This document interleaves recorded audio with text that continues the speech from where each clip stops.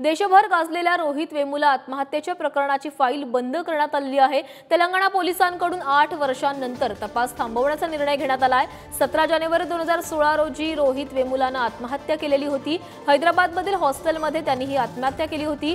विद्यापीठाच्या कुलगुरूंवर याबाबत जबाबदार ठरवत त्यांच्यावर आरोप करण्यात आले होते आणि पोलीस तपासात पुरावे न आढळल्याने हा तपास बंद करण्यात आल्याचा दावा करण्यात आला आहे। पोलीस तपास बंद झाल्यामुळे ऐन निवडणुकीत आता हा वाद उफाळलेला आहे। वेमुलाचे कुटुंब राहुल गांधी आणि मुख्यमंत्री रेड्डींची भेट घेणार आहेत। वरिष्ठ पोलीस अधिकाऱ्यांकडून तपास पुन्हा सुरू करण्याचेही संकेत देण्यात आले।